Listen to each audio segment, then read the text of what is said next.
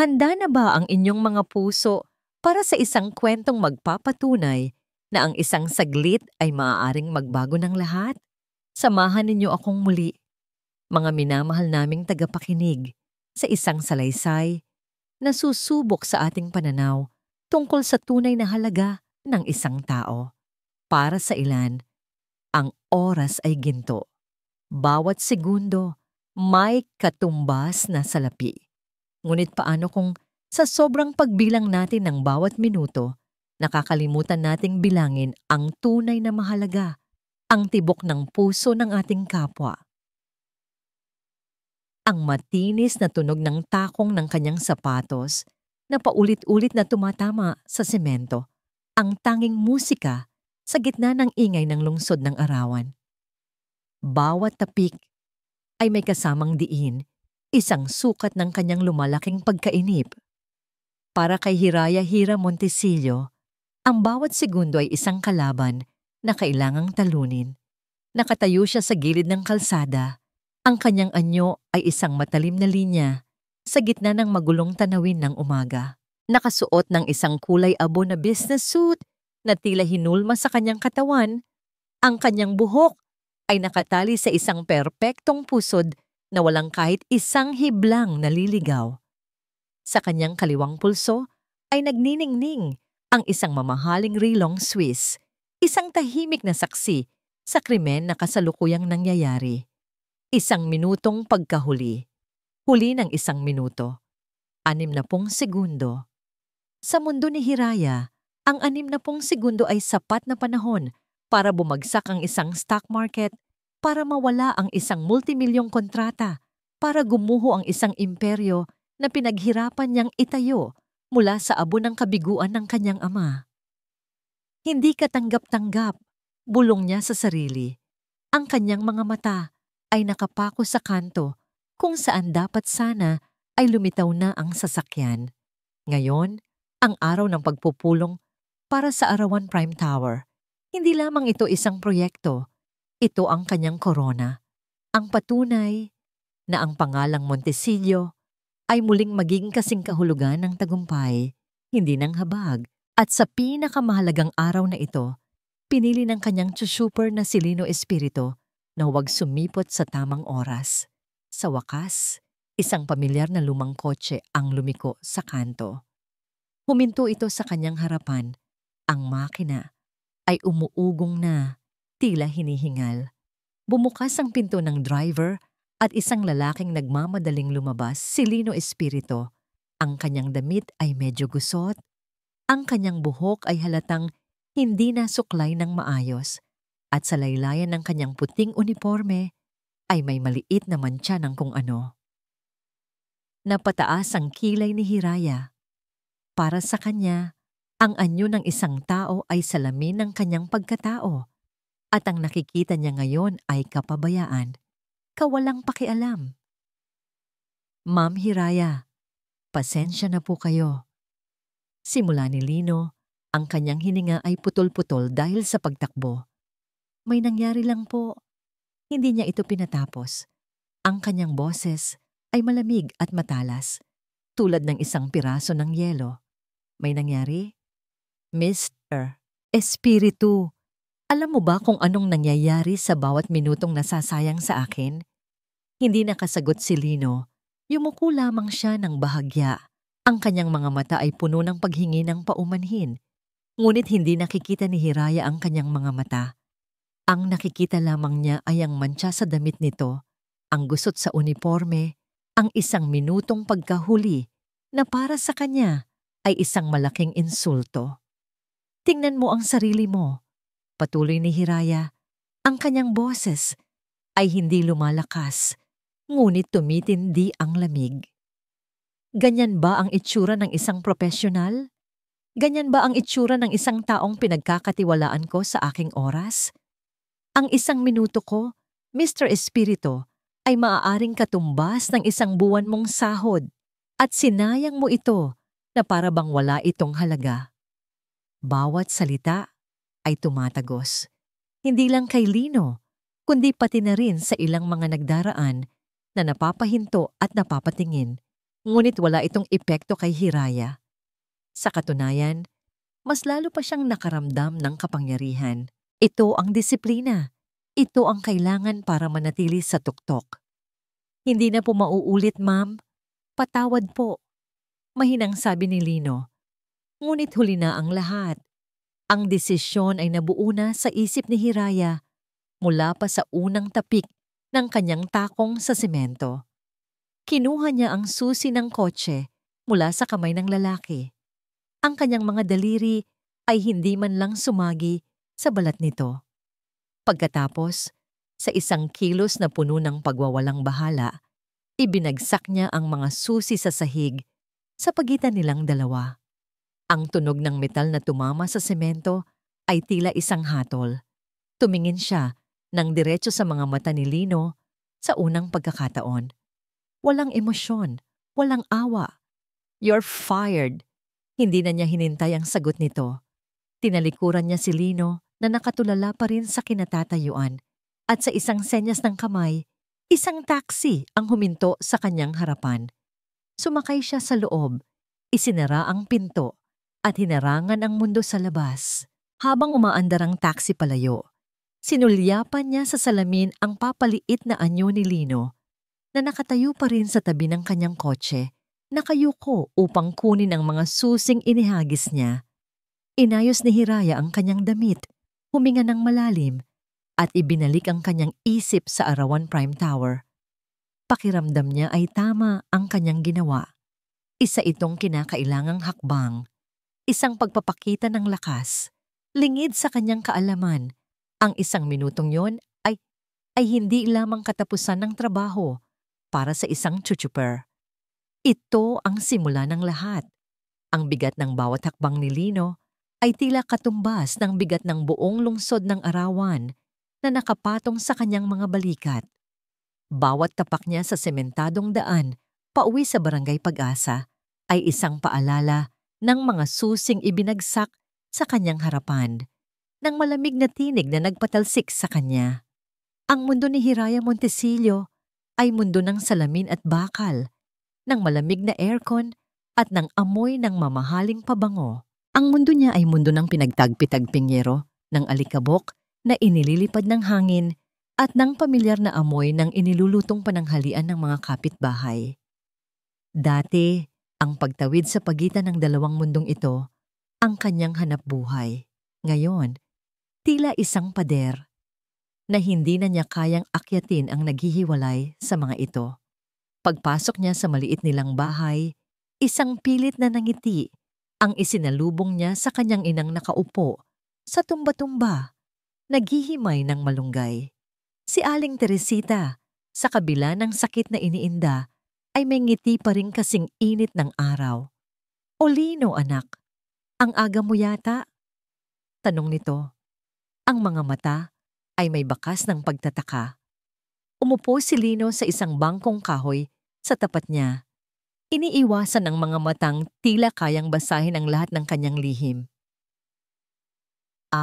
Opo. "Ne, pinag-leave po muna ako ng ilang araw. Pahinga daw muna." Pagsisinungaling niya. Ang bawat salita ay parang bubog na sumusugat sa kanyang lalamunan. Ayaw niyang maging dagdag na alalahanin pa sa kanyang ina. "Ganoon ba? Mabuti naman kung ganoon. Masyado ka na rin kasing napapagod," sagot ni Aling Teresita. Ang kanyang boses ay puno ng pag-unawa. Ngunit hindi nakatakas sa paningin ni Lino ang bahagyang pagkunot ng noo nito bago ito muling ngumiti. Tumayo si Lino para kumuha ng isang basong tubig. Sa kanyang pagdaan sa maliit na mesa sa tabi ng higaan ng ina, nahagip ng kanyang mga mata ang isang bote ng gamot. Inalog niya ito ng bahagya. Ang mahinang kalansing ng nag-iisang tableta sa loob ay mas malakas pa sa dagundong ng kanyang puso. Isa na lang. Bukas na ang takdang araw ng pagbili ng panibago. Napapikit siya ng mariin. Ang imahe ng kanyang ina na nahihirapang huminga ay bumalik sa kanyang isipan. Ang pera, ang sahod na inaasahan niya sana bukas. Lahat ay naglaho sa isang iglap. Hindi niya sinisisi si Ma'am Hiraya. Marahil ay kasalanan niya talaga. Huli siya.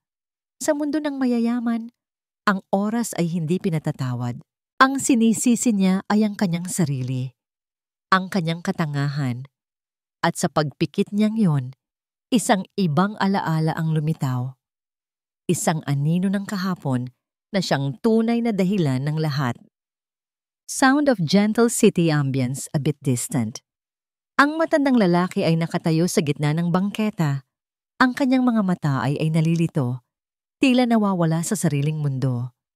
Nakasuot ito ng mamahaling damit pantulog na seda. Nakita siya ni Lino habang papaliko na sana siya sa kanto patungo sa gusali ni Hiraya. Napansin niya agad ang pagkalito sa mukha ng matanda. Ang paraan ng pagtingin nito sa paligid na tila lahat ay bago. Huminto siya saglit. Tay, okay lang po ba kayo? Saan po ba ang punta ninyo? Magalang niyang tanong. Tumingin ito sa kanya at sa isang saglit, nagliwanag ang mukha nito. Anak, kanina pa kita hinihintay. Uwi na tayo. Nagtaka si Lino, ngunit nakita niya ang ID na nakasabit sa leeg nito. Nestor Montesilio, ang lolo ni Ma'am Hiraya. Nako, Sir Nestor, malumanay niyang sabi. Hindi po ako ang anak ninyo. Ako po si Lino. Chuper po ni Ma'am Hiraya.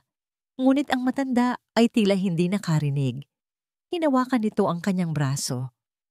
Huwag mo na akong tawaging sir. Halika na anak. Ginugutom na ako. Sa pagmamadali ng mundo, pinili ni Lino na huminto. Inalalayan niya ang matanda. Binilhan niya ito ng isang bote ng tubig. Sa pag-abot niya nito, bahagyang nayanig ang kamay ni Lino at natapunan ng kaunting tubig ang kanyang uniforme. Iyon ang mantsa. Ang mantsa ng pagmamalasakit na napagkamalang kapabayaan. Matiyagan niyang kinausap si Gia Nestor hanggang sa dumating ang security guard ng kalapit na gusali na nakakakilala rito. Bago sila maghiwalay, hinawakan ng matanda ang kanyang kamay. Salamat anak. Ingat ka palagi. Idinilat ni Lino ang kanyang mga mata. Isang minutong pagkahuli. Iyon ang halaga ng pagtulong niya sa lolo ng babaeng nagpatalsik sa kanya. Walang galit sa kanyang dibdib. Tanging isang malalim na lungkot. Kinuha niya ang isang lumang dyaryo sa ibabaw ng mesa. Binuklat niya ito sa pahina ng mga anunsyo. Ang kanyang mga mata ay desperadong naghahanap. Driver needed, with experience, messenger, must have own motorcycle.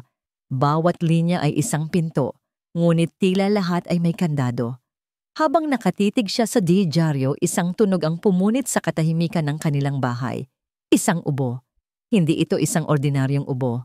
Ito ay marahas, sunod-sunod, at tila umuubos sa lakas ng kanyang ina. Agad niyang binitawan ang dyaryo at dinaluhan si Aling Teresita. Hinahagod niya ang likod nito. Ang kanyang mukha ay puno ng pag-aalala. Tubig, anak. Hirap na sabi ng kanyang ina sa pagitan ng pag-ubo. Mabilis siyang kumuha ng tubig habang umiinom ang kanyang ina. Ang mga mata ni Lino ay napako muli sa bote ng gamot sa mesa. Sa nag-iisang tableta sa loob, ang anino ng kahapon ay hindi na lamang isang alaala. Ito ay naging isang madilim na panganib na nagbabanta sa buhay ng pinakamamahal niyang ina. Kailangan niyang kumilos.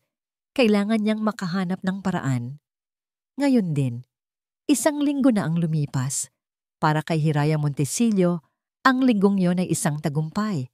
Nakuha niya ang kontrata para sa Arawan Prime Tower. Ang mga board member ay humanga sa kanyang talas ng isip at walang awang determinasyon.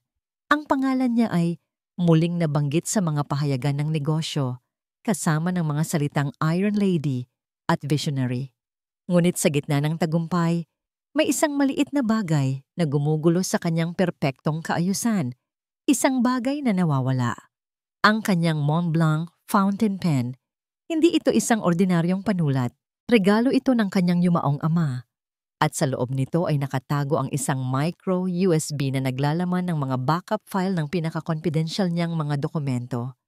Sigurado ka bang hinanap ninyo sa lahat ng sulok ng opisina ko? Tanong ni Hiraya sa kanyang executive assistant. Ang boses ay may bahid ng iritasyon. Opo, ma'am. 3 beses na po naming hinalughog. Wala po talaga. Sagot ng babae. Halatang kinakabahan. Sumandal si Hiraya sa kanyang malaking leather na upuan at ipinikit ang mga mata. Pilit na inaalala ang mga huling sandali na hawak niya ang panulat.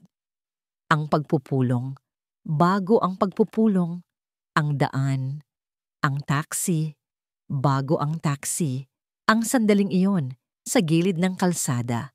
Ang imahe ni Lino Espiritu ay biglang pumasok sa kanyang isipan. Ang CCTV, bigla niyang sabi, idinilat ang mga mata. Ihanda mo ang security room. Gusto kong makita ang lahat ng footage mula sa entrance ng gusali. Eksaktong 1 linggo na ang nakalipas. Umaga.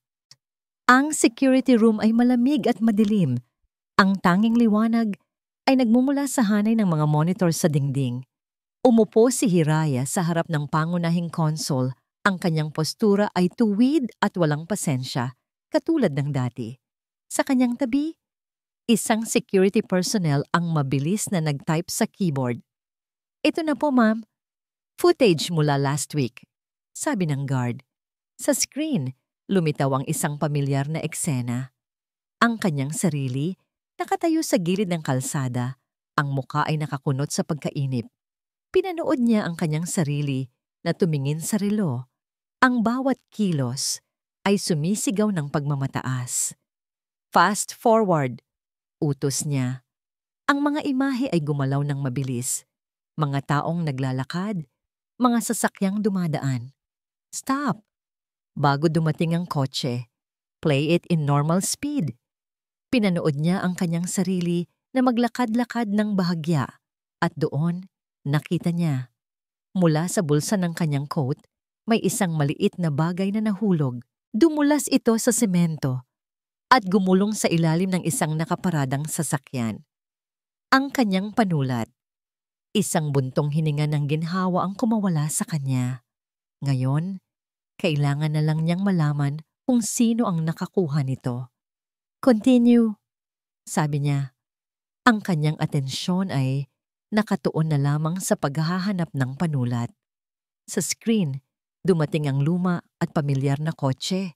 Bumaba si Lino, nagmamadali. Narinig niya muli ang sarili niyang matatalim na salita. Kahit na walang tunog ang video, ang bawat kilos at ekspresyon ng kanyang sarili sa screen ay malinaw na nagpapahayag ng kanyang galit. Pinanood niya ang kanyang sarili na ihagis ang susi sa sahig.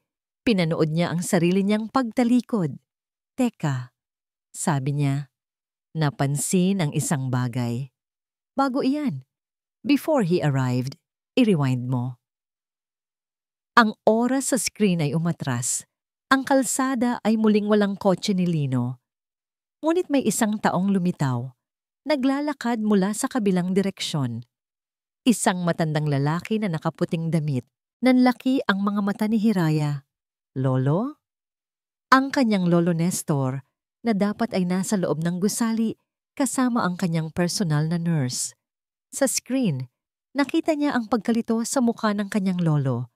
Nakita niya itong muntik nang bumaba sa kalsada, diretso sa mga rumaragasang sasakyan. Ngunit bago pa man iyon mangyari, isang anino ang mabilis na lumapit. Isang lalaking nakaputing uniforme. Si Lino. Nakatutok ang mga mata ni Hiraya sa monitor. Bawat paggalaw ay tila bumagal. Nakita niya si Lino na malumanay na hinawakan ang braso ng kanyang lolo. Inilalayo ito sa panganib. Nakita niya ang paraan ng pakikipag-usap ni Lino dito. Ang kanyang mukha ay puno ng pag-aalala, hindi pagkainip. Nakita niya ang pagbili nito ng tubig at ang aksidenteng pagkatapon nito sa kanyang damit. Ang mantsa. Nakikita niya ang matiyagang pag-upo ni Lino sa tabi ng kanyang lolo sa isang bench. Kinakausap ito na parang isang matalik na kaibigan hanggang sa dumating ang security guard. Bawat kilos ni Lino ay puno ng respeto at kabaitan. Isang kabaitan na matagal nang hindi na ipapadama ni Hiraya sa sarili niyang lolo. Pagkatapos ay umalis si Lino, tumakbo patungo sa kanyang sasakyan. At iyon na ang sandaling dumating siya sa eksena. Iyon na ang sandali ng kanyang 1 minutong paghuhusga. Hindi kumukurap si Hiraya. Ang lamig ng security room ay tila gumagapang sa kanyang mga buto. Ngunit hindi iyon ang dahilan ng kanyang panginginig. Ang lalaking tinawag niyang pabaya ay iniligtas ang kanyang lolo. Ang lalaking hinusgahan niya dahil sa isang mantsa ay nagkaroon nito dahil sa pag-aalaga sa sarili niyang kadugo. Ang lalaking pinarusahan niya dahil sa 1 minutong pagkahuli ay ginamit ang bawat segundo nito para sa kapakanan ng kanyang pamilya habang siya, ang apo, ay nagbibilang lamang ng pera. Tila isang malaking kamay ang biglang sumakal sa kanyang lalamunan. Pinipigilan ang hanging dapat sana ay pumapasok sa kanyang mga baga. Ang kanyang mga salita mula noong 1 linggo ay bumalik at umalingaw-ngaw sa kanyang isipan. Bawat isa ay isang matalim na punyal na tumatarak sa kanyang dibdib. Ang 1 minuto ko, Mr. Espiritu, ay maaaring katumbas ng 1 buwan mong sahod. Nagsimulang lumabo ang mga imahe sa monitor. Natabunan ng mga luhang hindi niya namalayang namumuo na pala sa kanyang mga mata. Ang kanyang tuwid na postura ay biglang nanghina. Ang kanyang likod ay tila nabalian ng bigat ng katotohanang bigla niyang natuklasan. Ang kanyang perpektong mundo na itinayo sa pundasyon ng disiplina at kawalang awa ay nagsimulang gumuho. Isang mahinang tunog ang kumawala sa kanyang mga labi. Isang pigil na hikbi na puno ng pagsisisi. At pagkatapos, gumuho siya sa ibabaw ng lamesa. Ang kanyang mukha ay ibinaon niya sa kanyang mga braso. Bumuhos ang mga luhang matagal na niyang ikinukubli sa likod ng pader ng pagiging matigas. Ang dagundong ng kanyang pag-iyak sa tahimik na silid ay ang tanging tunog na maririnig. Hindi ito iyak ng panghihinayang sa isang nawawalang panulat. Ito ang iyak ng isang kaluluwang biglang namulat sa sarili nitong karimlan. Gulat na napatingin sa kanya ang security personnel, hindi alam kung ano ang gagawin. Ang Iron Lady ng Montesillo Corp, ang babaeng hindi kailanman nagpakita ng kahinaan, ay umiiyak na parang isang batang nagsisisi sa nagawang kasalanan. Ngunit sa isang iglap, ang kanyang paghikbi ay napalitan ng isang desperadong determinasyon. Mabilis niyang itinaas ang kanyang ulo, ang kanyang mukha ay basang-basa ng luha, ngunit ang kanyang mga mata ay nag-aalab sa isang kakaibang apoy. Nanginginig ang kanyang mga kamay na kinuha ang kanyang telepono mula sa bulsa. Mabilis niyang hinanap ang numero ng HR department. "Hello?" Sagot ng nasa kabilang linya. Huminga ng malalim si Hiraya. Ang kanyang boses ay garalgal, ngunit puno ng awtoridad na hindi matitinag. "Kailangan ko ng impormasyon. Lahat ng impormasyon tungkol kay Lino Espiritu. Ngayon din." Ang makinis na aspalto ng highway ay unti-unting napalitan ng baku-bakong kalsada. Ang mga nagtataasang gusali ng lungsod ng Arawan ay unti-unting nagbigay daan sa mga magkakadikit na bahay na may iba't ibang kulay ng pintura. Ang iba ay kupas na sa tindi ng sikat ng araw. Ito ang Barangay Pag-asa. Para kay Hiraya, ito ay parang pagpasok sa isang ibang bansa na walang mapa. Ang tanging gabay niya ay ang address na nakuha niya mula sa HR. Nomdo 27, Kalye Kawayan, Barangay Pag-asa. Ang GPS sa kanyang dashboard ay kanina pa sumusuko. Ang digital na boses ay paulit-ulit na nagsasabing route not found. Ang kanyang mamahaling European sedan na karaniwang nagbibigay sa kanya ng pakiramdam ng kapangyarihan at kontrol ay tila isang malaking metal na hawla ngayon. Masyadong malaki para sa makipot na eskinita, masyadong makintab para sa maalikabok na paligid. Bawat pag-usad niya ay agaw pansin. Ang mga batang naglalaro ng tumbang preso ay napapahinto para pagmasdan ang sasakyan. Ang mga inang nagtsitsismisan sa harap ng sari-sari store ay sabay-sabay na napapalingon. Ang kanilang mga mata ay puno ng kuryosidad. Sa unang pagkakataon, sa loob ng maraming taon, naramdaman ni Hiraya na wala siya sa kanyang teritoryo. Naramdaman niyang siya ang dayuhan. Sa wakas, ipinarada niya ang sasakyan sa isang maliit na espasyo sa tabi ng isang basketball court na walang ring. Huminga siya ng malalim. Ang naka-aircon na hangin sa loob ng kotse ay tila hindi sapat para pakalmahin ang kanyang dibdib. Pinagmasdan niya ang kanyang refleksyon sa salamin. Ang kanyang damit, isang simpleng ngunit mamahaling blusa at itim na slacks, ay tila isang kasuotan para sa isang grand ball sa gitna ng isang bukid. Ngunit kailangan niyang gawin ito. Ang imahe ng CCTV ay paulit-ulit na naglalaro sa kanyang isipan. Pinatay niya ang makina at buong tapang na lumabas ng sasakyan. Agad siyang sinalubong ng init ng araw at ng mga matang nakatutok sa kanya.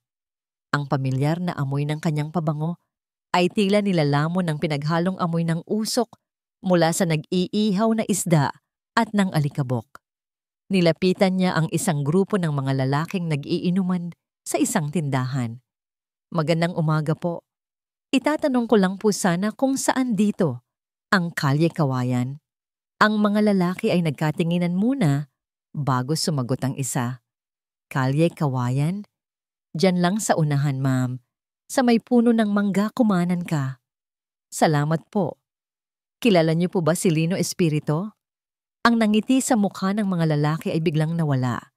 Pinalitan ito ng pagtataka at bahagyang pagdududa. "Si Lino? Bakit po, ma'am?" Tanong ng isa. Ang tono ay nagbago. Naging mas maingat. May kailangan lang akong ibigay sa kanya," sagot ni Hiraya. Ang kanyang boses ay hindi kasing kumpidensyal tulad ng dati. Nagkibit-balikat ang lalaki. "Hindi namin alam kung nakauwi na yon. Subukan niyo na lang puntahan." Nagpasalamat si Hiraya at nagpatuloy sa paglalakad. Ramdam na ramdam niya ang mga matang nakasunod sa kanyang likuran. Sa bawat hakbang, lalong lumilinaw sa kanya ang isang masakit na katotohanan. Si Lino Espirito ay nagtrabaho para sa kanya ng halos 1 taon. Araw-araw, ito ang naghahatid sa kanyang tore ng tagumpay. Ngunit ano ang alam niya tungkol dito? Wala. Ni hindi niya alam kung may asawa ba ito, o anak, o isang inang may sakit. Ni hindi niya alam kung saan ito nakatira. Sa isang lugar na puno ng buhay at kulay na malayong-malayo sa kanyang itim at puting mundo. Hindi niya lang sinisante ang isang empleyado. Winasak niya ang buhay ng isang taong hindi man lang niya sinubukang kilalanin. Nakarating siya sa puno ng mangga at lumiko sa isang mas makipot pang eskinita. Ang mga bahay dito ay mas simple pa. May mga nakasampay na damit sa bintana, mga halaman sa paso na gawa sa lumang lata ng biskwit. Nakita niya ang isang batang lalaki na kumakain ng ice cream sa gilid ng daan. Sa isang hindi maipaliwanag na dahilan, nilapitan niya ito.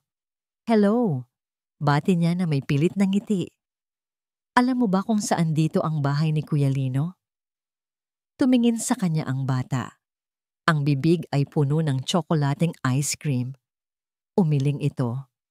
Nakaramdam ng panlulumo si Hiraya.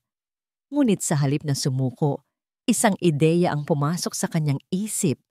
Isang bagay na hindi niya kailanman ginawa noon. "Gusto mo ng isa pa?" tanong niya. Itinuturo ang naglalakong sorbetero sa di kalayuan. Nagningning ang mga mata ng bata.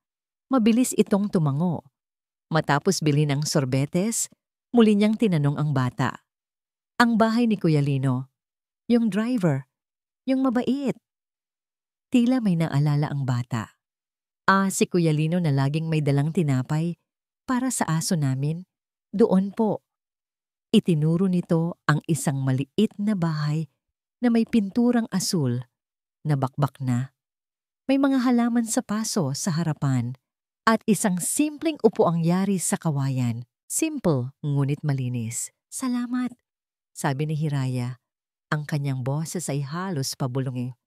Naglakad siya patungo sa bahay. Bawat hakbang ay mas mabigat kaysa sa nauna. Ito na. Ito na ang dulo ng kanyang paghahanap. Ang simula ng kanyang pagharap sa kahihiyan. Nakatayo siya ngayon sa harap ng maliit at simpleng bahay. Sa isip niya, paulit-ulit niyang sinasanay ang kanyang sasabihin. Patawad.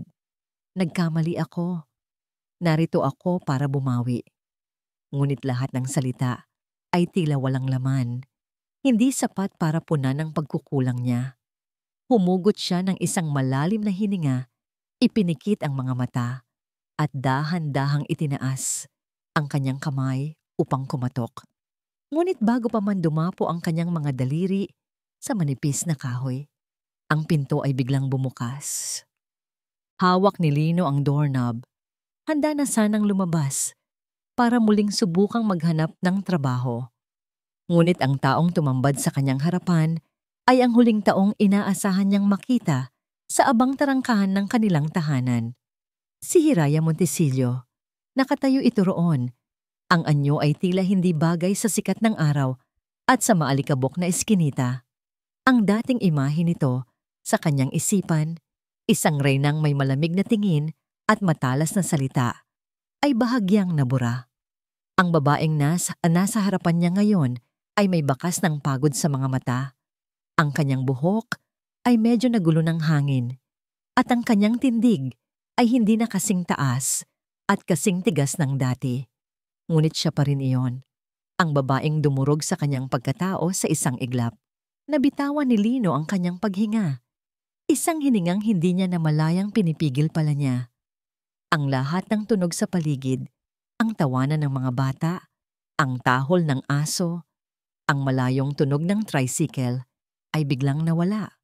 Ang tanging naroon ay ang nakabibinging katahimikan sa pagitan nilang dalawa. Si Hiraya ang unang bumasag nito. Mr. Espiritu. Lino, sabi niya. Ang kanyang boses ay mahina, malayong malayo sa matigas na tonong huli niyang narinig. Pwede ba tayong mag-usap? Hindi agad nakasagot si Lino. Ang mga salita ay tila naipit sa kanyang lalamunan. Ano ang ginagawa nito rito? Paano siya natunton? Napanood ko ang CCTV. Pagpapatuloy ni Hiraya, ang kanyang mga mata ay hindi makatingin ng diretso sa kanya. Sa halip ay nakatuon ito sa isang paso ng halaman sa tabi ng pinto. Nakita ko ang lahat. Ang ginawa mo para sa lolo ko. Mali ako. Walang salitang sapat para sabihin kung gaano ko pinagsisisihan ang magandang umaga po. Isang bagong boses ang pumutol sa mga salita ni Hiraya. Isang boses na mahinahon ngunit may bigat at awtoridad. Lumabas. Mula sa likuran ni Lino, si Aling Teresita, dala ang isang maliit na palanggana. Huminto ito sa tabi ng kanyang anak. Ang mga mata ni Aling Teresita ay matiim na sinuri si Hiraya mula ulo hanggang paa, mula sa mamahaling sapatos na nababalutan na ng alikabok, hanggang sa blusang sutla at sa mukhang halatang hindi sanay sa init ng araw. Isang magalang ngunit malamig na ngiti ang sumilay sa kanyang mga labi. Kayo po siguro si Miss Montesillo, sabi ni Aling Teresita. Ang dating boss ng anak ko. Natigilan si Hiraya. Opo, ako nga po. Narito po ako para personal na humingi ng paumanhin kay Lino. Paumanhin? Ulit ni Aling Teresita. Ang kanyang tono ay hindi nagbago. Salamat po sa pagpunta ninyo hanggang dito. Malaking bagay na po iyon. Ngunit kung ang paghingi ninyo ng paumanhin ay may kasamang bayad pinsala, pasensya na, Hija. Pero hindi namin kailangan. Ibinaba ni Aling Teresita ang kanyang tingin sa kamay ni Hiraya, kung saan mahigpit nitong hawak ang isang makapal na puting sobre. Ang anak ko ay umuwi nung araw na yon na wasak ang puso. Hindi dahil sa nawalan siya ng trabaho, kundi dahil sa paraan ng pagyurak ninyo sa kanyang dangal sa harap ng maraming tao. Ang oras ninyo ay sinusukat ninyo sa pera. Tama ba? Pero ang pagkatao ng anak ko, walang katumbas na halaga iyon. Bawat salita ni Aling Teresita ay tila isang sampal. Mas masakit pa kaysa sa kung sumigaw ito. Si Lino ay nanatiling tahimik sa tabi ng kanyang ina. Ang kanyang puso ay naghahalo sa pagitan ng hiya at ng pasasalamat sa pagtatanggol sa kanya. Naiintindihan ko po, halos pabulong na sagot ni Hiraya. Ang sobre sa kanyang kamay ay tila biglang naging isang mabigat na bato. Hindi po iyon ang intensyon ko. Gusto ko lang pong bumawi. Ang pinakamagandang paraan para bumawi, Hija, ay ang hayaan na kami sa aming tahimik na buhay. Putol ni Aling Teresita. Ang kanyang boses ay nanatiling mahinahon, ngunit ang kahulugan ay malinaw na parang kristal. Salamat muli sa pagpunta. Maaari na po kayong umalis. Pagkasabi niyon, marahan niyang hinawakan ang braso ni Lino at pumasok sila sa loob. Dahan-dahan niyang isinara ang pinto. Ang huling nakita ni Hiraya ay ang mga matang puno ng sakit ni Lino bago tuluyang maglaho sa siwang. Naiwan si Hiraya sa labas, mag-isa. Ang init ng araw ay tila mas tumindi. Ang mga tunog ng komunidad ay bumalik. Ngunit ngayon ay tila nanunukso. Pakiramdam niya. Lahat ng mata sa Barangay Pag-asa ay nakatingin sa kanya. Hinuhusgahan siya. Tinalikuran niya ang asul na pinto. Ang kanyang mga balikat ay bumagsak sa kabiguan. Nagsimula siyang maglakad pabalik sa kanyang sasakyan. Ang sobre ay hawak pa rin niya. Isang simbolo ng kanyang pagkakamaling hindi kayang itama ng pera. Ngunit habang naglalakad siya palayo, isang bagay ang nakakuha ng kanyang pansin. Isang luma at kinakalawang na karatulang nakasabit sa isang pader na bato malapit sa bahay ni Lino.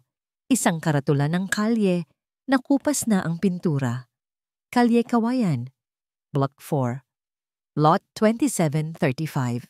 Bigla siyang napahinto.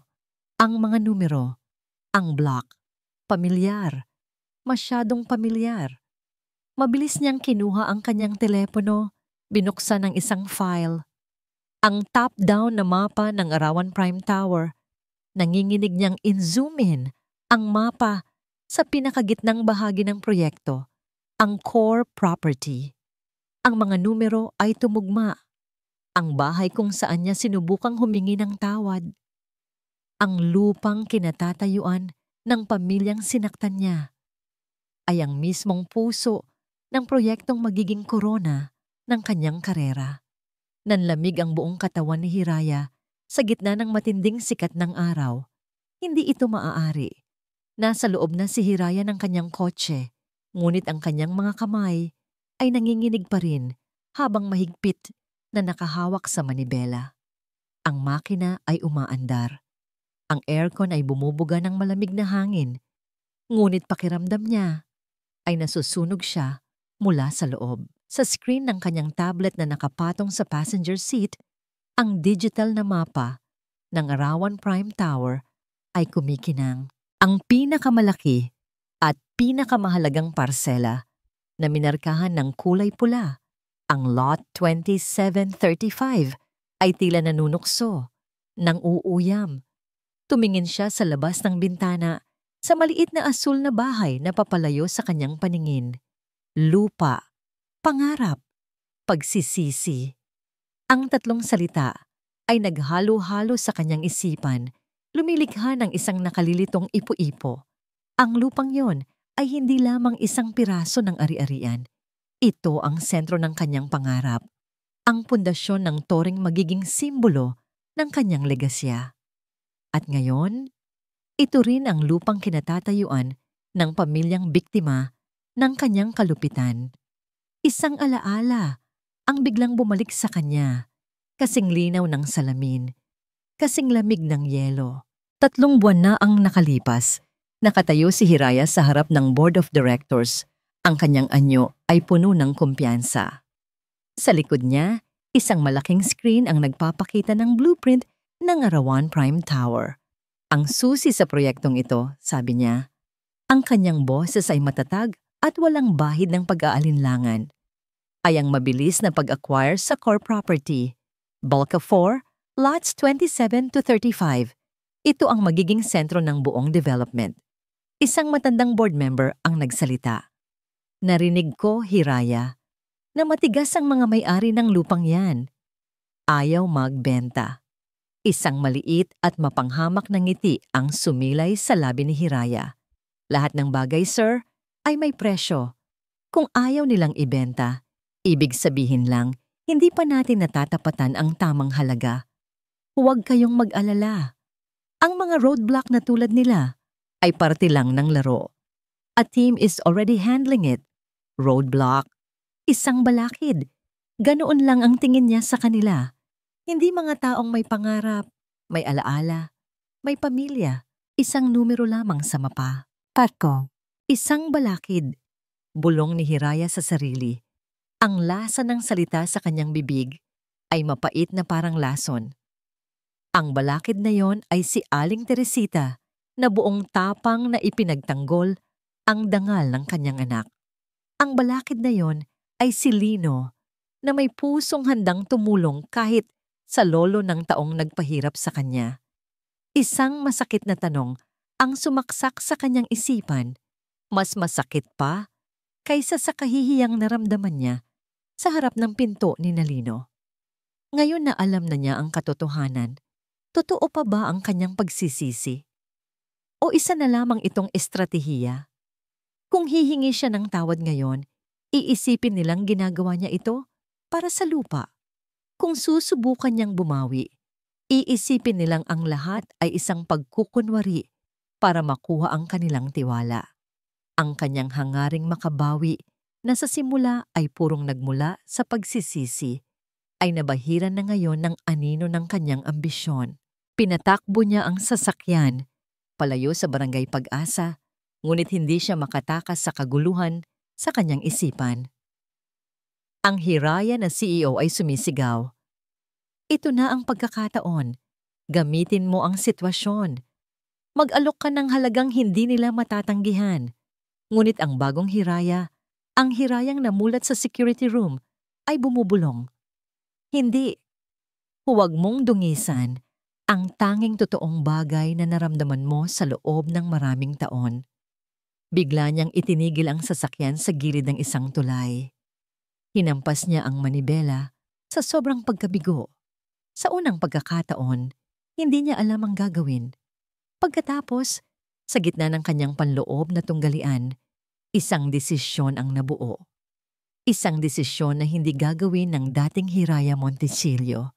Kinuha niya ang kanyang telepono at tinawagan ang kanyang executive assistant.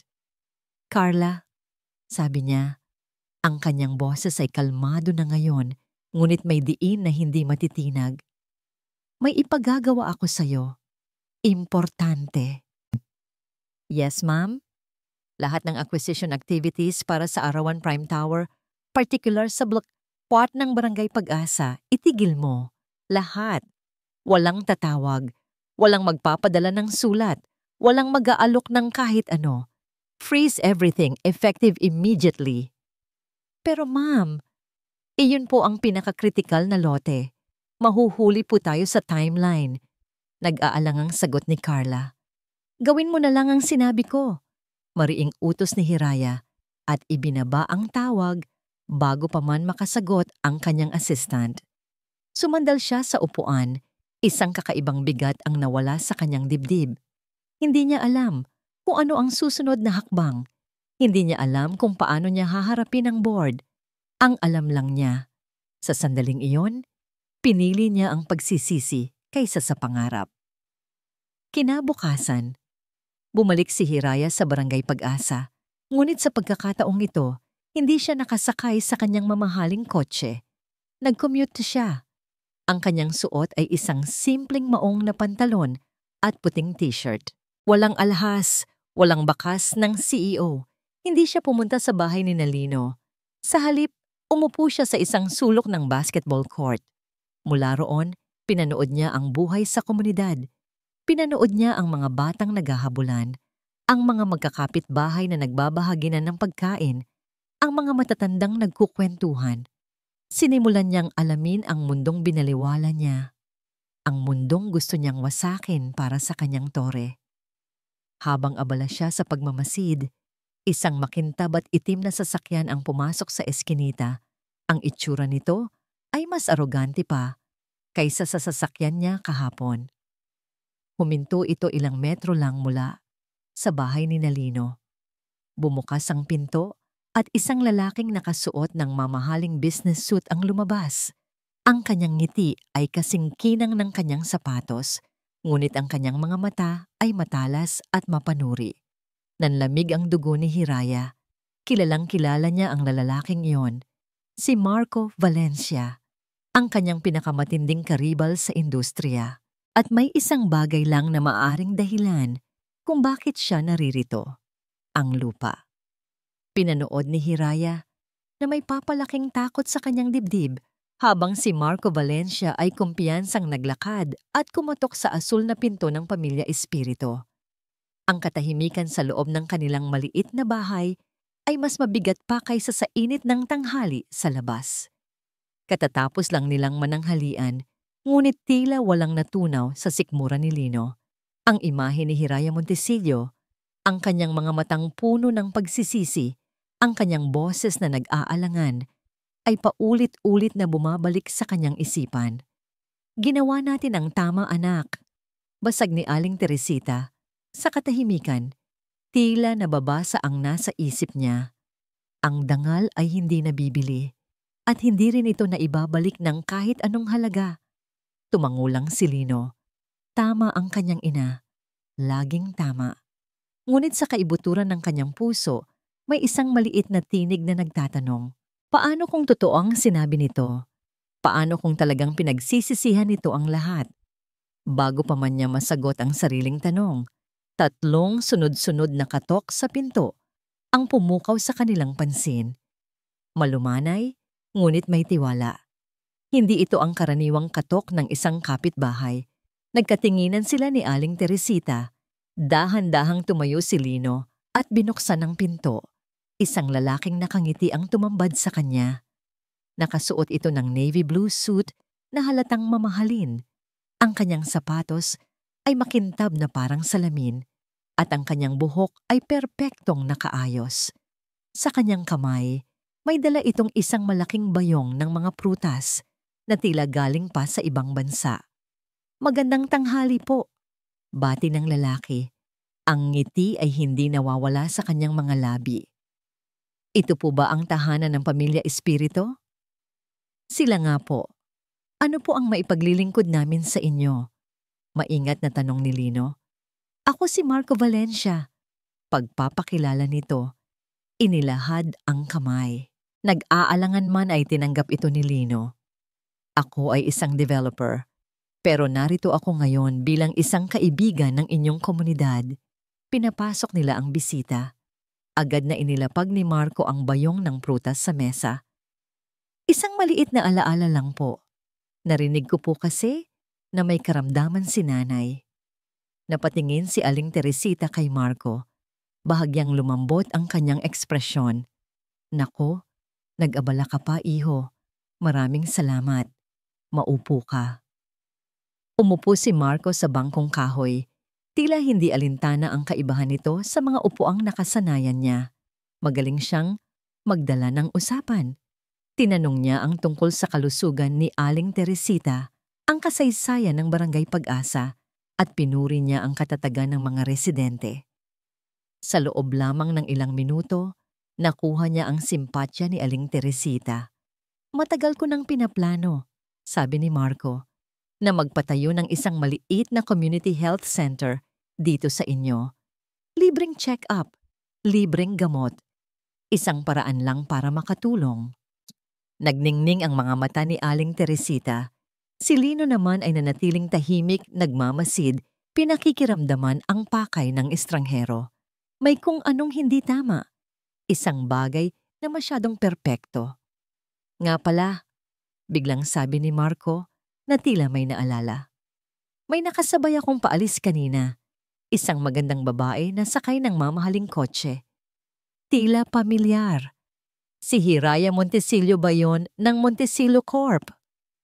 Ang pagbanggit sa pangalan ni Hiraya ay nagpabago sa hangin sa loob ng silid. Naging mabigat ito, puno ng tensyon. Nagpatuloy si Marco, kunwari walang napapansin. Isang napakagaling na negosyante. Matalas. Nakukuha ang lahat ng gusto niya. Kaya pala, may malaki siyang proyekto ritong itatayo. Hindi ba? Ang Arawan Prime Tower. Nagkatinginan si Lino at ang kanyang ina. Ngumiti si Marco, isang ngangiting tila nakakaunawa. Huwag kayong mag-alala. Alam ko ang nangyari. Nakakalungkot. Ngunit hayaan ninyong bigyan ko kayo ng isang munting payo. Base sa aking karanasan sa mundo ng negosyo, ang isang taong tulad niya ay hindi kailanman gumagawa ng isang bagay na walang motibo. Ang mga salita ay tumago sa puso ni Lino. Ang maliit na pag-asang nagsimulang sumibol kanina ay biglang natuyo. Ang pagpunta niya rito, ang paghingi ng tawad, lahat iyon ay may dahilan. Malumanay na pagpapatuloy ni Marco. At ang dahilan na iyon ay ang lupang kinatitirikan ng bahay ninyo. Alam niyang kailangan niya ito at gagawin niya ang lahat para makuha ito. Kahit pa ang magpanggap na nagsisisi. Pakiramdam ni Lino ay sinaksak siya. Ang lohika sa sinabi ni Marco ay simple at malupit. At tugma ito sa Hirayang kilala niya. Ang Hirayang walang puso na naghagis ng susi sa kanyang harapan. Nang makita ni Marco ang pagdududa sa mukha ni Lino, doon na niya inilatag ang kanyang huling baraha. Kumuha siya ng isang makapal na folder mula sa kanyang briefcase. Ayokong maging kontrabida sa kwento, sabi ni Marco. Ang kanyang boses ay puno ng kunwaring simpatiya. Gusto ko lang kayong protektahan. Ang totoo, interesado rin ako sa lupang ito para sa aking health center, pero hindi ako tulad niya. Handa akong magbigay ng halagang nararapat. Ibinigay niya kay Lino ang folder. Binuksan ito ni Lino. Sa loob, nakasulat ang isang alok.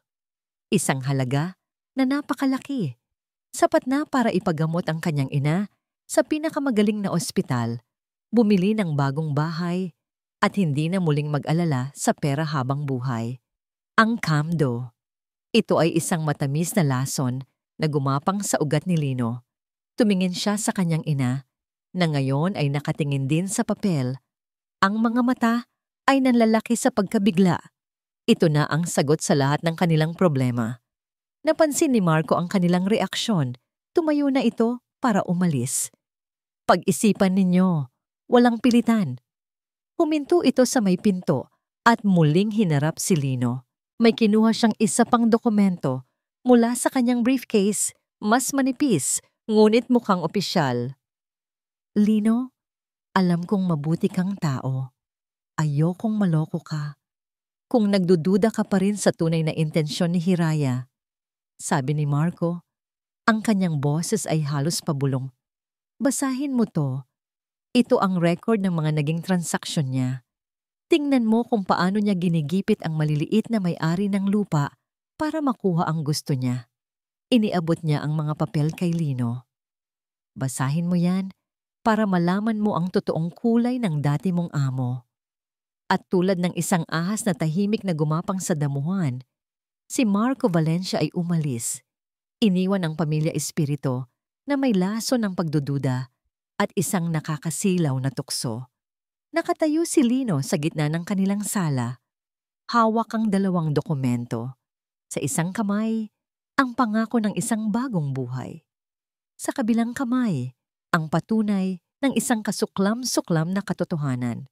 Ang makita si Marco Valencia na lumabas mula sa bahay ni Lino na may ngiti ng isang mananalo ay parang isang suntok sa sikmura ni Hiraya. Alam niya ang laro. Alam niya ang mga galaw. Ganoon din siya dati. Gagamitin ang kahinaan ng iba para sa sariling kapakanan. Sa loob ng ilang araw, ang tanging nagawa ni Hiraya ay magmasid mula sa malayo. Araw-araw, bumabalik siya sa Barangay Pag-asa, hindi bilang CEO, kundi bilang isang anino. Nakaupo sa isang karinderya sa kanto, umiinom ng boteng soft drinks na hindi naman niya talaga gusto. Pinakikinggan niya ang mga usapan, pinagmamasdan ang takbo ng buhay. Isang hapon, habang nagpapanggap siyang nagbabasa ng dyaryo, narinig niya ang usapan ng dalawang babae sa kabilang mesa. "Kawawa naman si Aling Teresita," sabi ng isa. "Lumalala na raw ang ubo. Kailangan na raw ng espesyalista," sabi ng doktor sa health center. Saan naman sila kukuha ng perang pambayad doon? Kaya nga, si Lino, halos hindi na natutulog sa paghahanap ng trabaho. Mabait na bata talaga. Sana swertihin na. Sagot ng kausap. Ang mga salitang yon ay tumago sa puso ni Hiraya. Ang sakit ni Aling Teresita, ang paghihirap ni Lino, lahat ay bunga ng isang minutong kayabangan niya. Hindi na siya maaaring manatiling anino lamang. Kailangan niyang kumilos. Ngunit paano? Ang pera ay lason sa sitwasyong ito.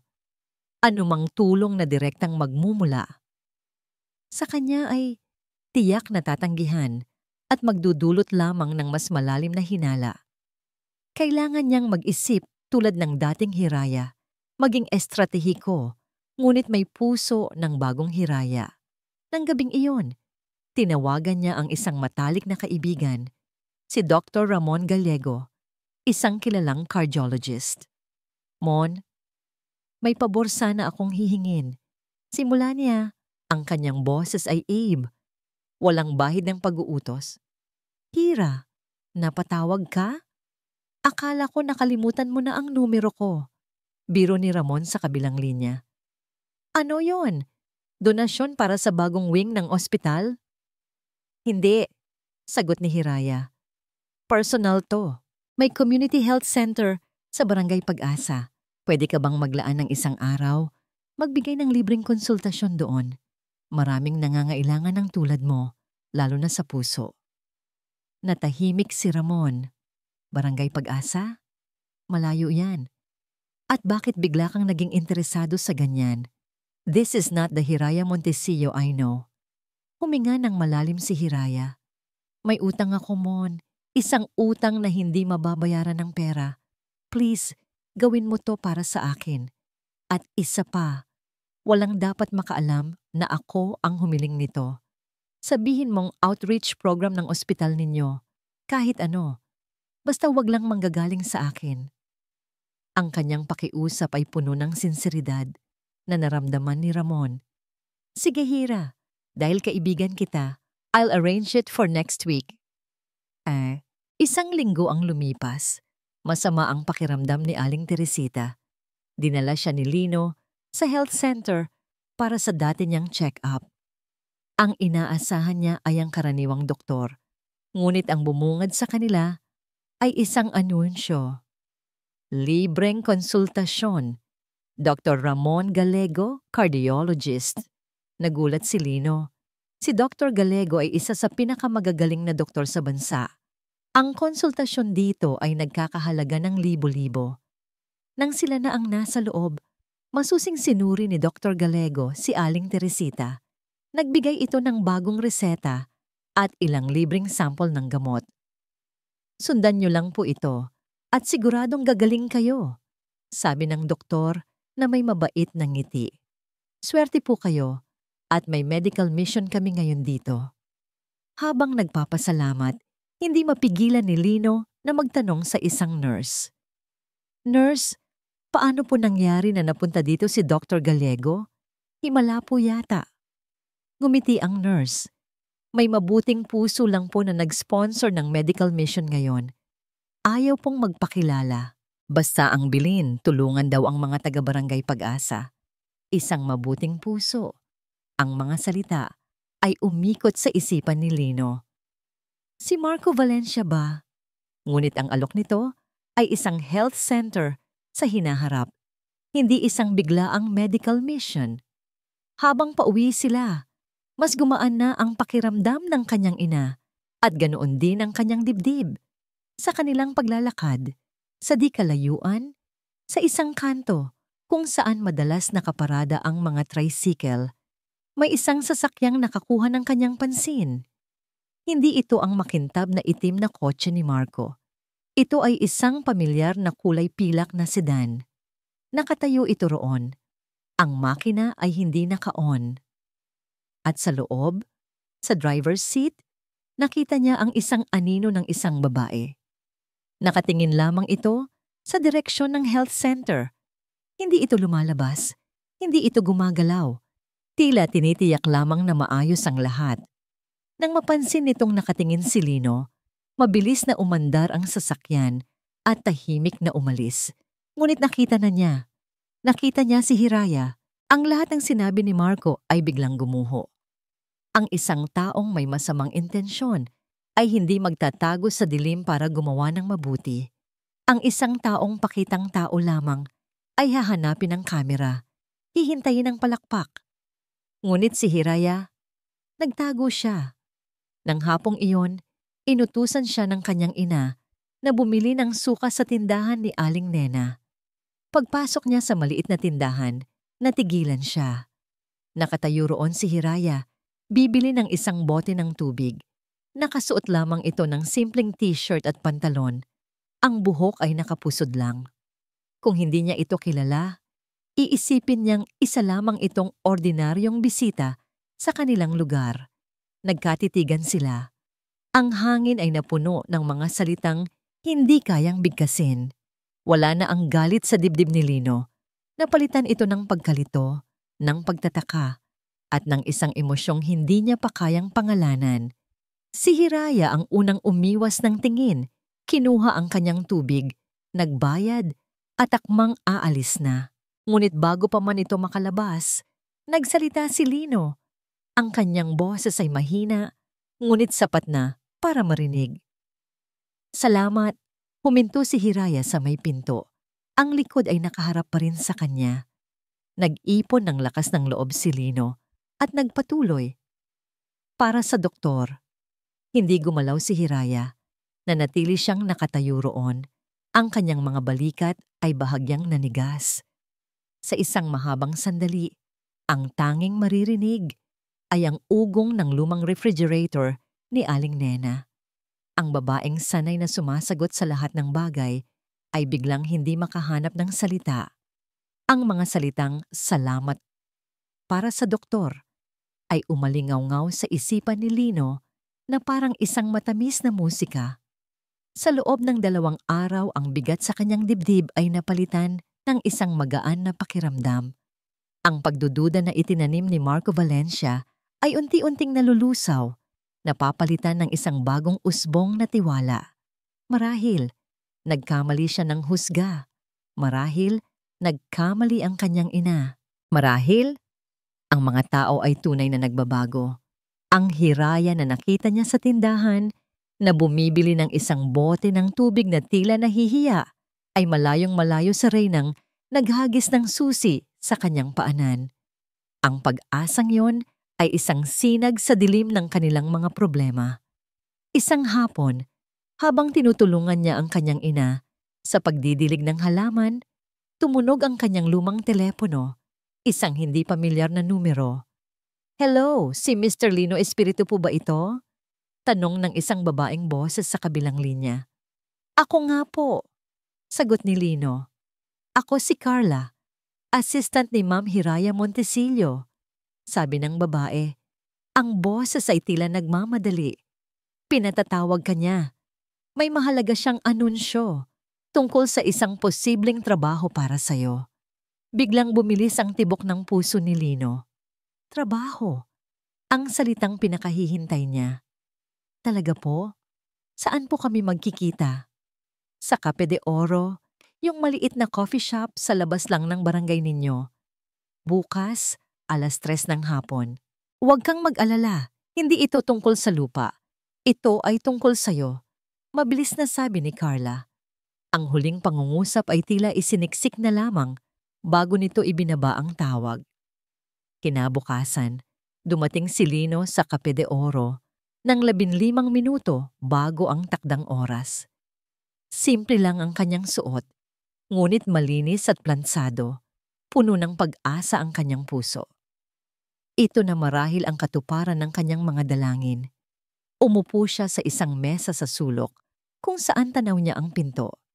Ilang sandali pa, dumating si Hiraya kasama ang kanyang assistant na si Carla. Umupo sila sa kabilang mesa, nakatalikod sa kanya. Akala ni Lino ay hindi pa siya napapansin. Nagpasya siyang maghintay na lamang na tawagin siya. Nagsimula silang mag-usap. Hindi sinasadya ni Lino na makinig, ngunit ang boses ni Carla ay bahagyang malakas at puno ng pag-aalala. "Ma'am, tumatawag na naman ang board," narinig niyang sabi ni Carla. "Nababahala na sila sa pagkaantala ng Arawan Prime. Ano na po ang gagawin natin sa lupa sa Barangay Pag-asa?" Narinig ni Lino ang pagbuntong hininga ni Hiraya. "Carla, sinabi ko na sa'yo, hindi ang lupa ang prioridad ngayon. Pero ma'am, paano natin sila kukumbinsihin? Kailangan natin ng plano." Git ni Carla. Dito na sumagot si Hiraya. Ang kanyang boses ay pagod ngunit matatag. Ang mga sumunod na salita ang siyang wawasak sa lahat. Narinig ito ni Lino ng malinaw na para bang ibinubulong sa tabi mismo ng kanyang tainga. "Gawin mo lahat para makuha ang tiwala nila. Iyon lang ang paraan para makuha ang lupa." Sa isang iglap, ang buong mundo ni Lino ay huminto. Ang tunog ng mga kutsara at tinidor, ang mahinang musika sa coffee shop, ang tawanan sa kabilang mesa. Lahat ay naglaho. Ang tanging natira ay ang dagundong ng kanyang puso na tila binibiyak. Yun lang ang paraan para makuha ang lupa. Paraan para makuha ang lupa. Makuha ang lupa. Ang mga salita ay umalingaw-ngaw, paulit-ulit. Bawat isa ay isang patalim na sumasaksak sa pag-asang kanyang iningatan. Tama si Marco Valencia. Tama ang kanyang ina. Isang malaking palabas lang ang lahat. Ang doktor, ang pagtatago sa sasakyan, ang pagkikita sa tindahan, lahat ay parte ng isang kalkuladong plano. At siya, sa kanyang katangahan, ay naniwala. Hindi na niya narinig ang iba pa nilang pinag-usapan. Dahan-dahan siyang tumayo. Ang kanyang mga tuhod ay nanginginig. Walang lingon-likod siyang lumabas ng coffee shop. Iniwan ang kanyang pangarap at ang basag niyang tiwala. Pag-uwi niya, ang kanyang mukha ay walang emosyon, isang maskara na nagtatago ng matinding sakit. Ikinuwento niya sa kanyang ina ang lahat. Walang luha. Tanging isang malamig at basag na tinig. Niyakap siya ni Aling Teresita. "Sinabi ko na sa'yo, anak, ang mga taong tulad nila ay hindi nagbabago." Kinahapunan, habang nagdidilim na, may kumatok na naman sa kanilang pinto. Si Lino ang nagbukas. Nakatayo roon si Hiraya, mag-isa. May dala siyang isang bayong ng mga prutas at gamot. Ang kanyang mukha ay may bahid ng isang munting ngiti. Isang ngiti na ngayon, para kay Lino, ay isang insulto. "Lino," sabi niya, "para sa nanay mo. Kumusta na siya?" Hindi sumagot si Lino. Tiningnan niya lang ito ng diretso sa mata. At ang nakita ni Hiraya sa mga matang yon ay hindi na ang pag-asang nakita niya sa tindahan. Ang nandoon ngayon ay isang malamig na pader ng galit at pandidiri. Mula sa likod ni Lino, lumitaw si Aling Teresita. Ang kanyang mukha ay kalmado, ngunit ang kanyang mga mata ay nag-aapoy. "Hindi namin kailangan ng anumang galing sa'yo," sabi ni Aling Teresita. Ang boses ay matatag. "Pero Aling Teresita, umalis ka na," putol ng matanda. "Umalis ka na at huwag ka nang babalik dito, manloloko." At sa harap mismo ng mukha ni Hiraya, ang pinto ay isinara ng malakas. Ang tunog ay isang deklarasyon ng pagtatapos. Naiwan si Hiraya sa labas. Tulala, hawak pa rin ang bayong. Hindi niya maintindihan. Anong nangyari? Kasabay ng pagpatak ng isang butil ng ulan sa kanyang pisngi, naramdaman niya ang pag-vibrate ng kanyang telepono sa bulsa. Kinuha niya ito. Isang text message mula sa isang numerong hindi niya kilala, ngunit alam na alam niya kung kanino galing. Ang mensahe ay maikli lamang, ngunit ito ang huling dagok na tuluyang gumupo sa kanya. Game over. Nakatayo si Hiraya sa labas, basang-basa ng ulan na tila nakikidalamhati sa kanyang kabiguan.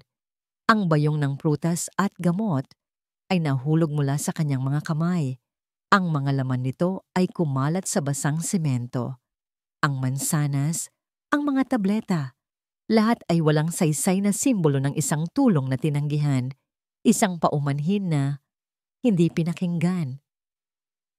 Sa screen ng kanyang telepono, ang mga salitang game over ay kumikinang na parang isang epitapya sa kanyang nabigong pagtatangka. Laro. Laro lang pala ang lahat. At sa larong ito, siya ang talunan. Siya, na sanay na laging nananalo, ay natalo sa isang laban na hindi niya alam na sinimulan pala ni Marco. At ang pinakamasakit, ang ginamit na sandata laban sa kanya ay ang sarili niyang bagong tuklas na konsensya. Isang malamig na pakiramdam ang gumapang sa kanyang buong katawan. Mas malamig pa kaysa sa buhos ng ulan. Pakiramdam niya ay bumalik siya sa simula. Ang Hiraya na tinalikuran ng lahat, na pinagtatawanan sa likod ng kanyang likuran. Ang Hiraya na nangakong hindi na muling magiging mahina. Ngunit habang nakatayo roon, basang sisiw at talunan, isang bagong damdamin ang pumalit sa lamig. Isang apoy. Maliit sa simula, ngunit unti-unting lumalakas. Tama na. Tama na ang pagiging biktima.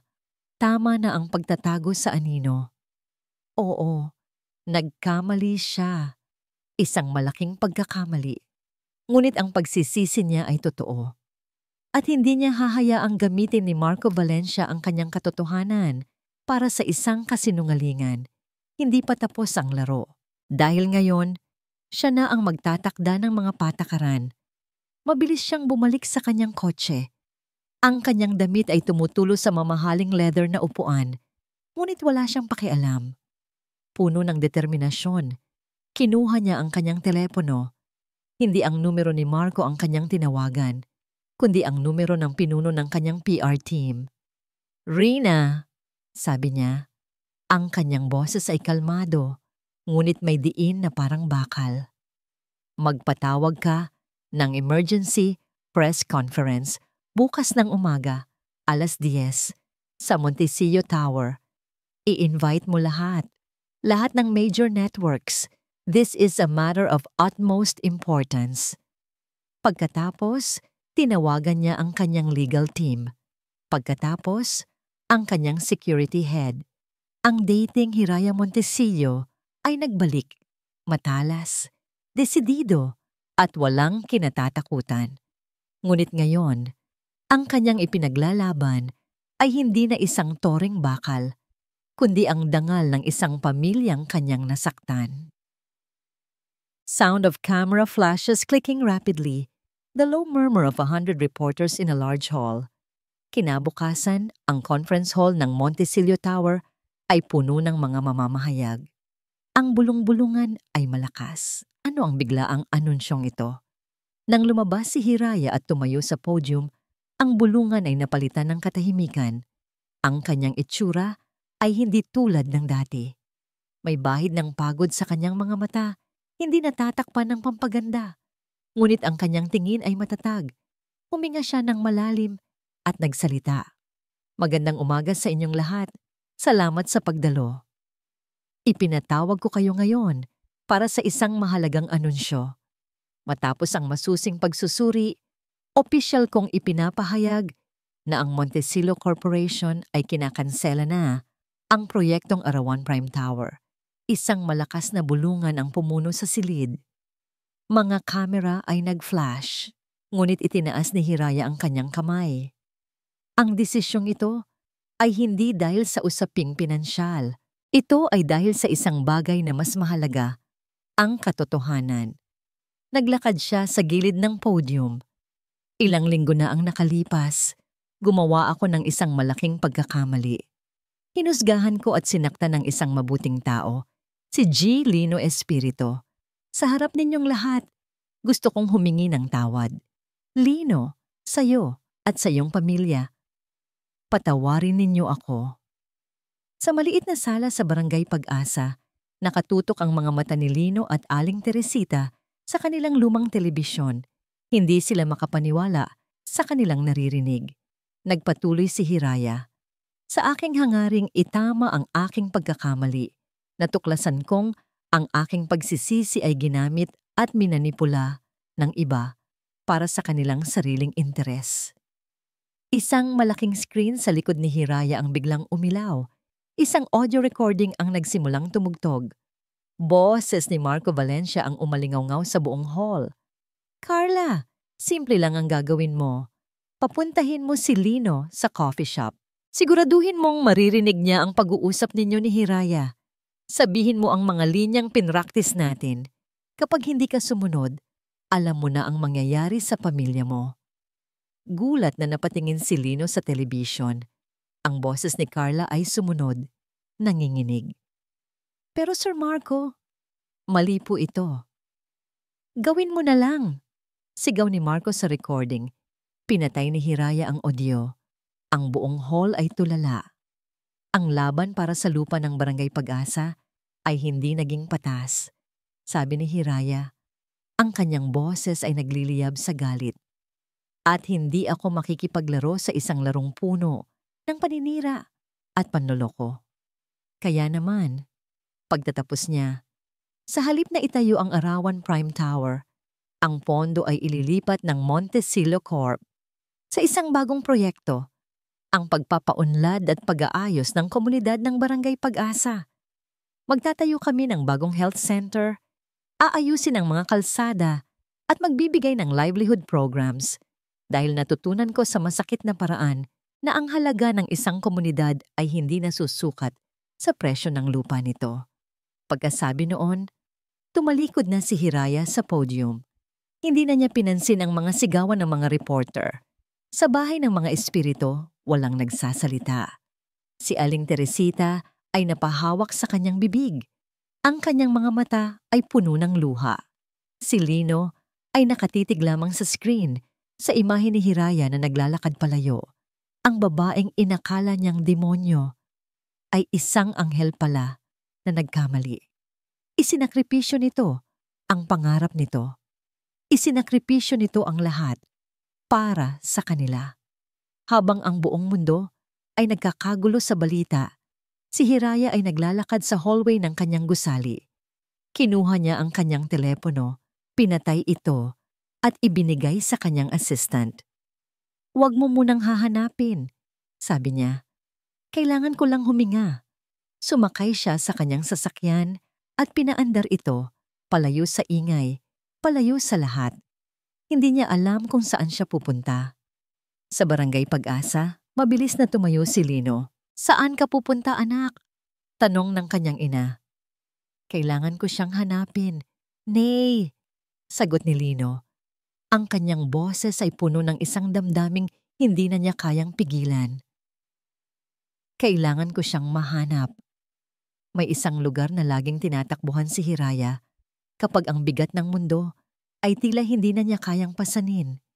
Isang maliit at tagong baybayin sa labas ng syudad kung saan ang buhangin ay pino at ang dagat ay tila walang hanggan. Dito siya dinala ng kanyang ama noong bata pa siya, matapos ang unang beses na matalo siya sa isang spelling contest. Ang dagat, sabi nito, ay nakikinig sa lahat ng problema at pagkatapos ay tinatangay niya ito palayo. Ipinark ni Hiraya ang kanyang kotse sa dulo ng isang makipot na daan. Naglakad siya sa buhanginan. Ang kanyang mga mamahaling sapatos ay lumulubog sa bawat hakbang. Umupo siya sa isang malaking driftwood, hinarap ang papalubog na araw. Ang kulay kahil na sinag ay nagpipinta sa kalangitan, ngunit hindi nito kayang abutin ang kadiliman sa kanyang puso. Isinakripisyo niya ang lahat. Ang tore, ang reputasyon, ang tiwala ng board. Ngunit para saan? Ang pamilyang ipinaglaban niya ay sukdulan ang galit sa kanya. Para sa kanila, isa pa rin siyang manloloko. Isang mapagpanggap. Napabuntong hininga siya. Marahil ito ang kabayaran sa lahat ng kanyang kasalanan. Ang manatiling mag-isa. Habang abala siya sa kanyang malalim na pag-iisip, hindi niya namalayan ang isang tricycle na huminto sa di kalayuan. Hindi niya narinig ang mga yabag na dahan-dahang lumalapit sa kanya. Alam mo, bata pa ako. Dito rin ako dinadala ng tatay ko para magpalipad ng saranggola. Isang pamilyar na boses. Dahan-dahang lumingon si Hiraya. Nakatayo roon si Lino. Ang kanyang suot ay ang parehong simpleng damit na suot niya kanina. Ngunit ang kanyang mga mata ay iba na. Wala na ang malamig na pader ng galit. Ang naroon ay isang malalim na emosyon na hindi pa kayang basahin ni Hiraya. Hindi siya makapagsalita. Paano? Paano siya nahanap ni Lino rito? Tila nabasa ni Lino ang kanyang tanong. Nang huli kitang ihatid bago ang lahat. Nabanggit mo ang lugar na to. Sabi mo, dito ka lang nakakahinga ng maluwag. Naalala ni Hiraya. Isang bihirang sandali na nagkwento siya tungkol sa sarili. Hindi niya akalaing maaalala pa yun ni Lino. Dahan-dahang lumapit si Lino at umupo sa kabilang dulo ng driftwood. Nag-iiwan ng sapat na espasyo sa pagitan nila. Sa loob ng ilang minuto, walang nagsalita. Ang tanging naririnig ay ang ugong ng mga alon. Hindi ito isang nakakailang na katahimikan, kundi isang katahimikang tila nagbibigay daan para humilom ang mga sugat. Napanood namin. Basag ni Lino sa katahimikan. Ang kanyang tingin ay nasa dagat. Lahat. Hindi sumagot si Hiraya. Patawad, sabi ni Lino. At sa pagkakataong ito, lumingon siya at tinignan si Hiraya ng diretso sa mga mata. Patawad dahil hindi ako naniwala. Patawad dahil hinusgahan kita. Isang mainit na likido ang biglang namuo sa mga mata ni Hiraya. Hindi, Lino. Ako. Ako ang dapat humingi ng tawad. Kung hindi dahil sa akin, hindi sana mangyayari ang lahat ng ito. Nagkakamali tayong lahat. Mahinang sabi ni Lino. Ang mahalaga ay kung paano nating itinatama ang mga pagkakamaling iyon. At ang ginawa mo kanina, higit pa iyon sa pagtatama. Sobra-sobra. Sa wakas, bumagsak ang mga luhang kanina, papinipigilan ni Hiraya. Hindi na niya itinago ang mga ito. Sa harap ni Lino, sa harap ng dagat, hinayaan niyang makita ang kanyang kahinaan. Hindi ko alam ang gagawin. Aminado niya, ang kanyang boses ay basag. Sinira ko ang lahat. Ang kumpanya. Ang pangarap ng ama ko. Hindi. Sabi ni Lino, ang kanyang boses ay puno ng paninindigan. Hindi mo sinira. Mas binigyan mo pa nga ng karangalan ang pangalan niya. Dahil ipinakita mo na ang Montesillo ay hindi lang tungkol sa pagpapayaman. Tungkol din ito sa pagpapahalaga sa tao. Tumayo si Lino. Napansin niyang nanginginig si Hiraya sa lamig ng hangin mula sa dagat. Hinubad niya ang kanyang simpleng jacket at maingat na ipinatong sa mga balikat nito. Ang simpleng gesto na yon na puno ng pag-aalaga ang tuluyang bumasag sa natitirang pader sa puso ni Hiraya. Bakit, Lino? Tanong niya. Nakatingin sa mga mata nito. Matapos ang lahat ng ginawa ko sa'yo, bakit ang bait mo pa rin? Ngumiti si Lino. Isang nangiting malungkot ngunit totoo. Dahil sabi ng nanay ko, ang galit ay parang lason. Ikaw lang din ang malalason kung iinumin mo. Ang pagpapatawad, iyon ang gamot. Naglakad sila sa dalampasigan, magkatabi. Habang ang araw ay tuluyan ng lumubog sa kanluran, ikinuwento ni Hiraya ang tungkol sa kanyang ama. Ang takot niya sa kabiguan na siyang nagtulak sa kanya na maging matigas. Ikinuwento naman ni Lino ang kanyang mga pangarap para sa kanyang ina, ang kanyang simpleng buhay sa Barangay Pag-asa. Hindi na sila ang CEO at ang driver. Sila ay si Hiraya at si Lino. 2 taong pinagtagpo ng isang pagkakamali, ngunit pinag-isa ng pagpapatawad. Nang malapit na silang bumalik sa kanilang mga sasakyan, huminto si Lino. Ngayon na tapos na ang lahat. Ano nang plano mo, Ma'am Hiraya? Tumingin si Hiraya sa kanya. Ang mga mata ay may bagong kislap, nadala ng mga natuyong luha at bagong pag-asa. Isang maliit na ngiti. Ang unang tunay na ngiti na nakita ni Lino mula sa kanya, ang sumilay sa kanyang mga labi. Hiraya, tawagin mo akong Hiraya. 6 na buwan ang lumipas. Ang Barangay Pag-asa ay hindi na tulad ng dati. Ang dating maalikabok na basketball court ay isa ng maayos na palaruan, puno ng tawanan ng mga bata. Ang dating makipot na eskinita ay sementado na. At sa gitna ng lahat, nakatayo ang isang bagong gusali na may malaking karatula. Pag-asa Community Health Center and Livelihood Hub. Hindi ito isang turing bakal at salamin na sumasagisag sa kapangyarihan ng iisang tao. Ito ay isang gusaling gawa sa pinagsama-samang pangarap, itinayo sa pundasyon ng pag-asa. Sa harapan ng health center, abala si Hiraya sa pakikipag-usap sa isang grupo ng mga nanay. Wala na ang dati niyang business suit.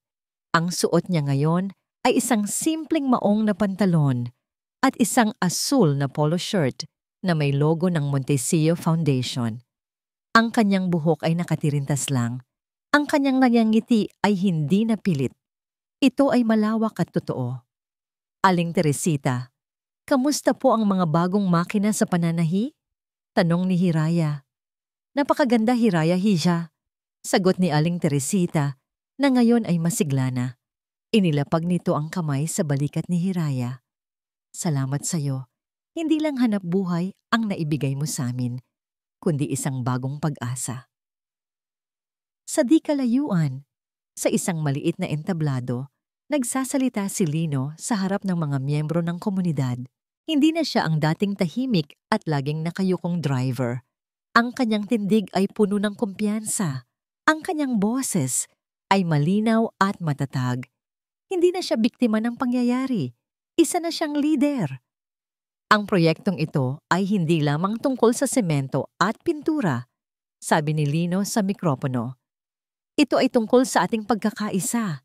Ito ang patunay na kapag tayo ay nagtutulungan, walang imposible.